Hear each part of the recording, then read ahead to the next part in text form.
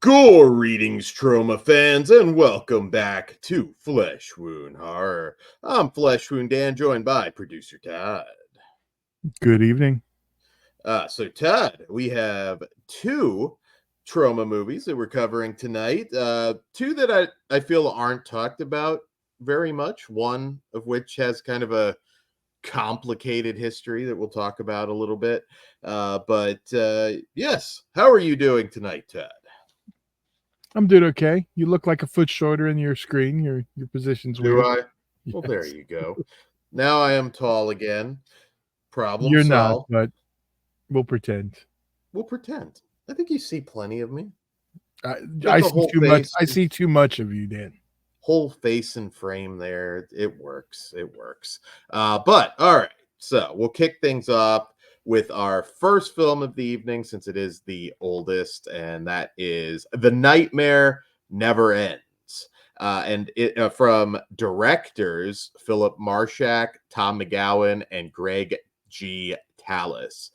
So this follows Mitchell, a police detective. Excuse me. Cameron Mitchell, who plays a police detective named Lieutenant Stern, who is investigating the death of a victim of a German concentration camp and ends up discovering a nightclubbing playboy who has strange powers over women and is seemingly immortal.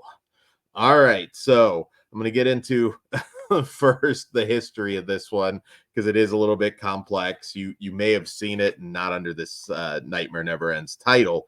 It is also known as Cataclysm, which is probably the second most common title. Satan's Supper, Scream Your Head Off. I think it's also come out as Dark Side to Love. And it is also in a sort of truncated form, a segment in Night Train to Terror, which Vinegar Syndrome put out on Blu-ray. One of their earliest releases. Their very early release. Yeah, I was going to say that's been a good long while. And yeah, so lots of different titles, and where I think most people have seen it is Night Train to Terror is that segment. So Hollywood legend Cameron Mitchell, he plays Lieutenant Stern, and he's trying to help this character Abraham Weiss, played by Mark Lawrence, hunt down a German commandant, I believe he was, who killed his entire family during the war. And this is he believes it is this magician or mesmerist, I guess is the term for what he does, that is the killer. But Cameron Mitchell looks at him and he hasn't aged. He should be in like his 60s at this point, and he looks like a young man. So it sets up an interesting mystery. The other subplot is we have Richard Moll in one of his earliest roles, who plays an author, James Hansen. He's an atheist author who is essentially trying to get humanity to stop believing in silly superstitions like God. And Right? On top of that, we have a priest named Reverend Papini, who is also trying to stop Olivier, our supposed German commandant. So as you can imagine, there's a lot going on here. It's not as clusterfucky as you would expect, or as this movie's reputation would make you think. It's not too hard to understand the storyline, I don't think. It's been compared to like Spookies, where it's just been a lot of re-edits and, Don't forget Actress of the Year is our lead. I was going to get to that. Yes, Faith, the actress Faith Clift, who plays Richard Moll's wife, Claire. This is about as bad as it gets with acting. She is fucking wretched in this movie. She's monotone the whole time. She's just like totally unimpressed. There's one point she utters a line, "The devil, he's loose again." And it sounds just like Dan, that. you put too much emphasis in that. Devil, he's loose again. Yes. I think that's about flat enough. Yeah, like super flat. That actress didn't do a whole lot, but she was in a stone cold horror classic called Horror Express from the 70s, which I absolutely adore that movie. She's awful. And it's a shame because for the most part, everybody here's trying. You know, Richard Moll's great. He never phones anything in. He's certainly been in some bad movies, but as usual, he kind of brings it up a few notches.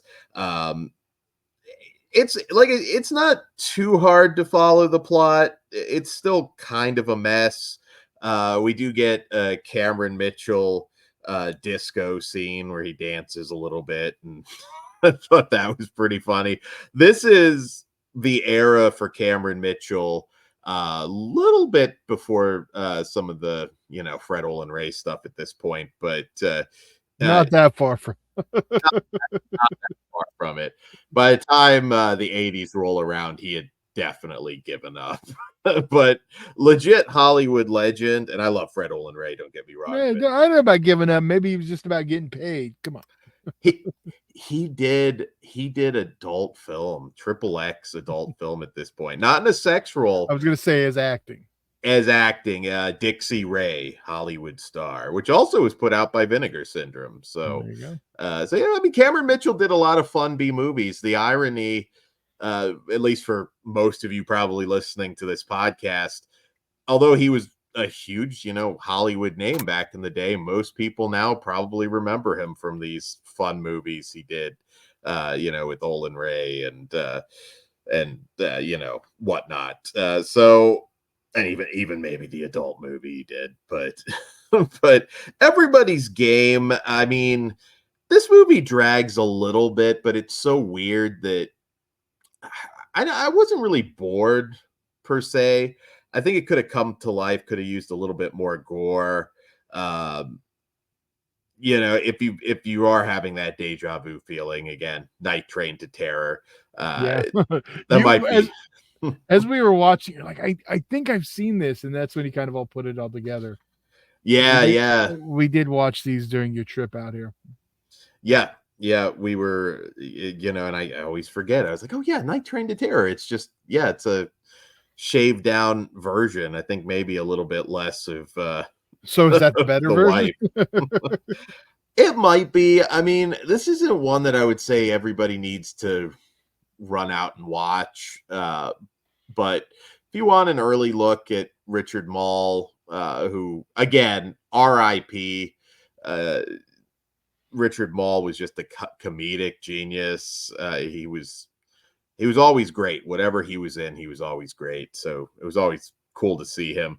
I wish they could have brought some stuff together a little bit better, because it's like, why is this like satanic Nazi character like trying to recruit an atheist? Because it's like, and there's even a line in the movie, it's just like, I don't believe in the devil either, jackass. I don't think he calls him a jackass, but it's like, yeah, dude, he's not a Satanist. He doesn't believe in anything. So I think it's a good, if I were to recommend it, I would say more for a riff tracks kind of night.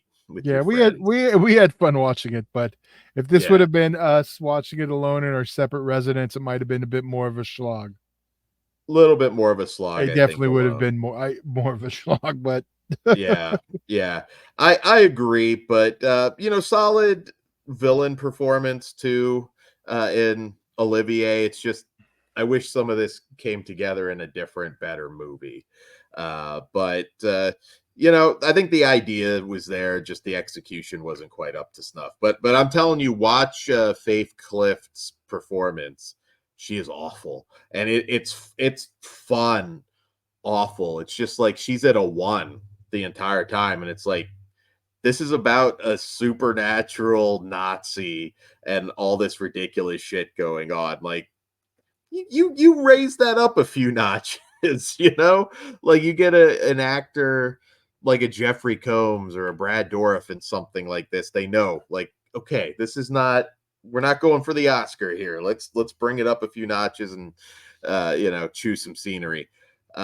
So other than that, I don't have a whole lot to say about it.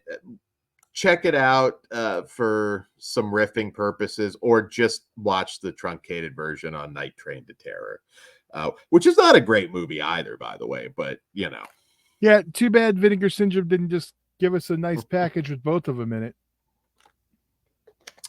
Interestingly enough, I have to, let me see. No, I actually don't think that they did put the full version on it now that I look at it. They do have the Night Train to Terror Blu-ray that they put out. Oh, no. Yeah, I know they don't have Yeah. the full. That's what, I'm saying they. Yeah. They do have a bonus feature film on there called Greta, though. But yeah, no, I would have liked to see it. Well, there's different edits to this. I don't know if Troma would have wanted their film as an extra. That's true. I don't know if they had the Troma relationship then or not. No, they didn't yet. That's what I'm saying. Yeah. But I mean, it doesn't mean they couldn't now. Doesn't mean this couldn't be a VSA title. I mean, I think now that it's not strictly martial arts again. Yeah, there you go. Wasn't Lust for Freedom their first Troma title? Pretty sure. Yes, because Christmas Evil was no longer with Troma, I believe. So yeah, I Lust for Freedom would have been the first one, the DVD. Okay. So Ted, what do you rate this one? Whew. I got to put it right in the middle. I'm a 2.5. It's average. Definitely not at the top of the list of Tromas I'm recommending. So I'm just giving it a 1, but that doesn't mean it's not fun for, once again, riffing night. It's perfectly made for that. All right. So our second film, will bring the energy up a little bit, I think, with this one, is Death by Dialogue from 1988 and director Thomas Dwyer. And in this film, spring break, Carrie and his college co-ed companions take off for a much-needed week of sex and relaxation. But when they happen upon an unfinished horror screenplay with an evil mind of its own, their college vacation turns into Hell Week. Literally.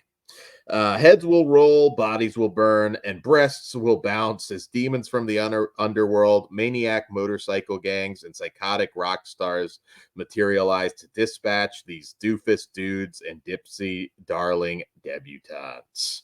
All right. I got through that one without too many flubs there. The Troma sometimes likes to make their synopsis like just... Oh, yeah. They're extra wordy. You can tell Lloyd's had a hand in it. Yeah. But hey, you got to sell that shit. I get it. Cutting them down for shorts. I'm like, damn, I don't want to take out Lloyd's selling of it, but I got 5 minutes on just him putting over the movie before we tell him what it's about. So, all right, look, first thing I'll say about this one, it's from City Lights Entertainment. And this company, of course, two of the founders, Joseph Merhi and Richard Pepin, produced this. City Lights Entertainment is essentially a precursor to PM Entertainment. And PM Entertainment, particularly throughout the 90s, made some really fun action movies. They're kind of an unsung company these days. I mean, when we look at like all of these sort of nostalgia revivals for these companies, I never hear PM Entertainment, and I don't know why. Because it's because it wasn't a primarily horror company. Those are the ones that tend to keep that the appeal to them stays. Like Vestron has that. Like PM, there's a few things, but overall, I think that's the big difference.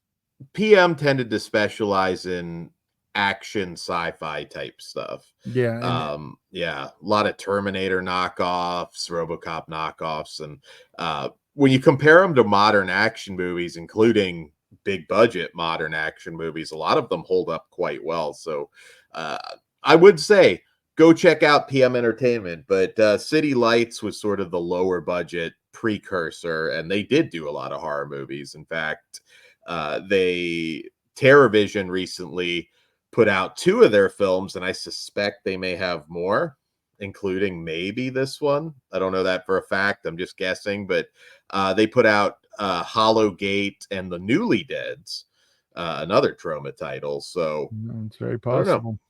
I suspect maybe this one possibly on the horizon, but we'll see. It is directed, as I said, by Thomas Dwyer. Now, Thomas Dwyer is an iconic stunt coordinator.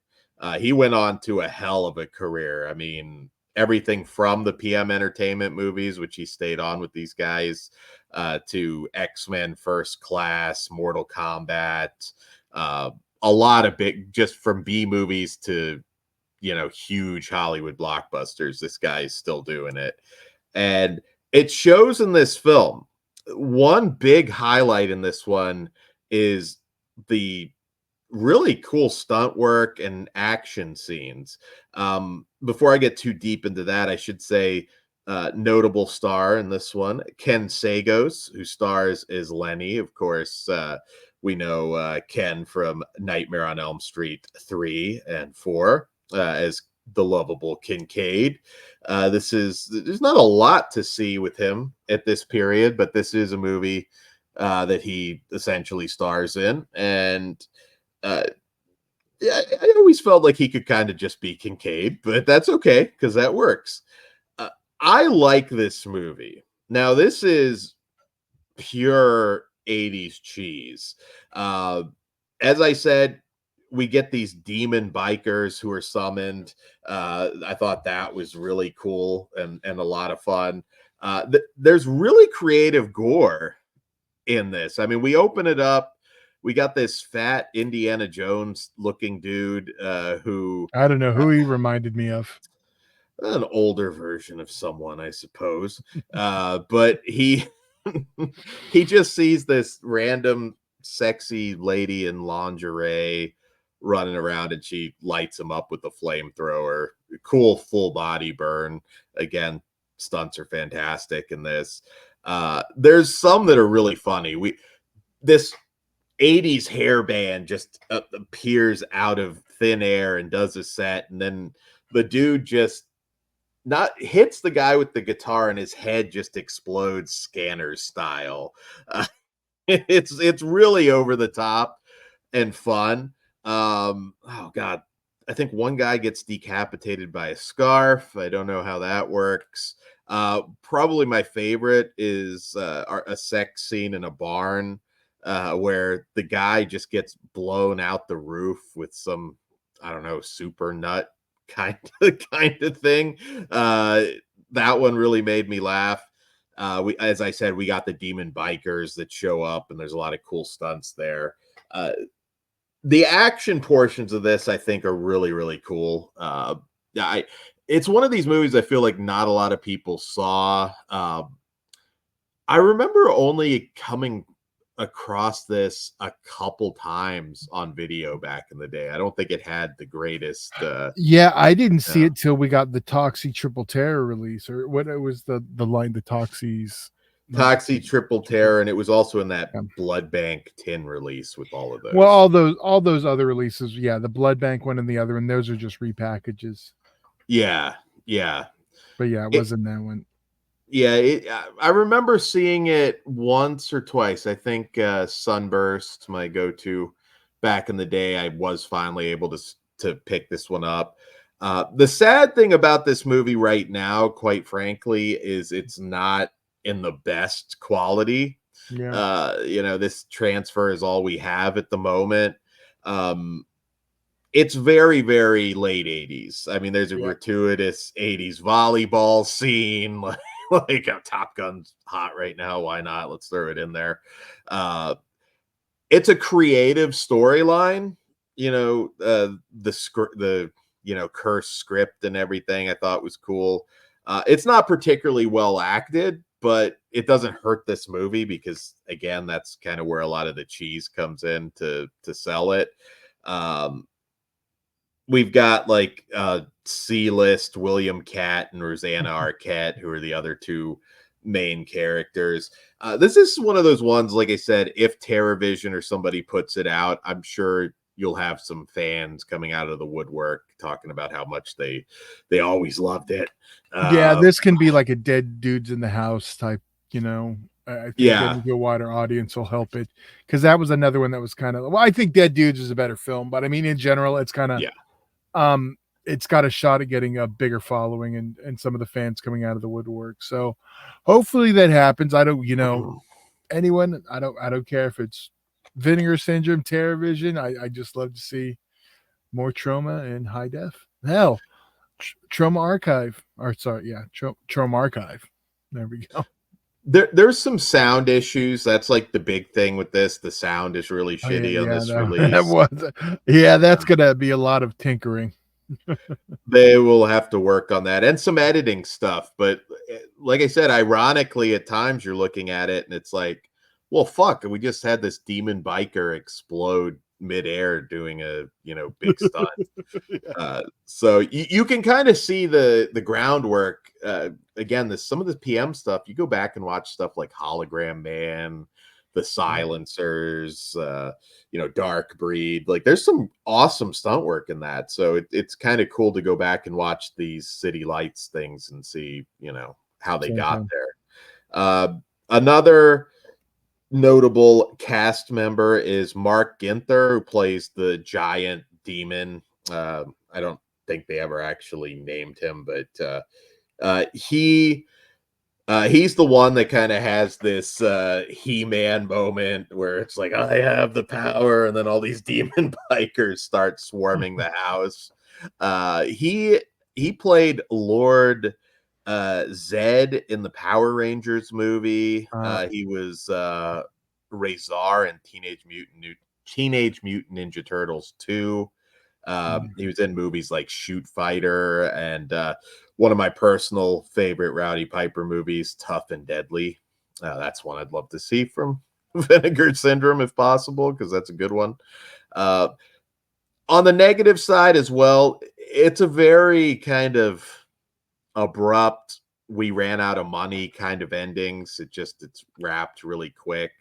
But for all the warts in this one, it's not perfectly made. And again, it's in desperate need of a restoration. I do think it's fun. This is a good one for, beer and pizza night with your friends. And I do recommend it. And we'll see. Hopefully, I suspect they have the City Lights catalog, but I don't know. Todd, is this a Troma gem? Do you rank it relatively high?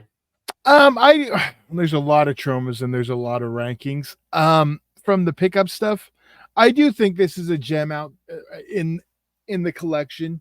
Don't ask me where I put it in a ranking of Troma, Dan. That's a big task that I can't even answer with the Lloyd films, much less. Oh yeah. Of the lesser known stuff, though, I'd say this ranks fairly high. Yeah, I will. That's what I was getting at. I do think this is one it's definitely worth checking out. I mean, I think if we get a remaster and some of the issues cleared up, I think that'll help it a lot for a lot of people. It'll feel more like a movie, I guess is what I'm saying. So, but overall, yeah, definitely check it out. And both of these films are streaming on Troma Now. So, yeah, Troma Now is a great value. Good way to watch it. $5 a month. Yeah. So yeah, this has got pretty much everything: 80s cheese, boobs, some cool gore and stunts. I'm gonna give this one I'm going to give it a 3, but I feel like that'll go up when it gets its restoration. Yeah. For now, a 3 just because of some of the sound quality issues. I'm a 3 overall. I think it could go up if it is better. Like a 9-day difference, like something like a Curse of the Screaming Dead. Like that was like seeing that, and then even Dead Hate the Living. There's a lot of them that were 9-day differences. So I'm hoping this would be one if we get this. Dead Hate the Living. I'm sorry, not dead. The dead dudes in the house. Dead dudes in the house. I was gonna say that the dead. Yeah, it has like, what is it? The dead inside. I don't know. There's like 5 names. House on Tombstone Hills. House on Tombstone Hill, yeah. Dead Dudes in the House. That's unlike me too. I normally go straight for the Troma name. Now that's a really good Troma movie that I believe we reviewed. So all right, so guys, we'll be back with some more Troma content for you soon. Be sure to check out all the shorts on the channel. Troma, the Toxic Avenger franchise show this Halloween. Might even be really soon. There you go. Yes, check that out. That'll probably be as comprehensive. I think it's tomorrow. There you go. There you go. So check that out. Patreon.com/Fleshwound Features. It all starts at just $1, and we got a lot of stuff that you can only see on there. So check that out. We don't do super chats, so we appreciate your support. And also the free Discord. It's a lot of fun, a lot of cool people on there, and yeah, you'll never miss a sale or a movie coming out or food. It's very food centric. So all right. So on that note, we'll see you back here next time. Continue having a great Halloween season. And check your candy. Yeah, we don't have plugs that send us out. All right. Stay traumatized. Good night.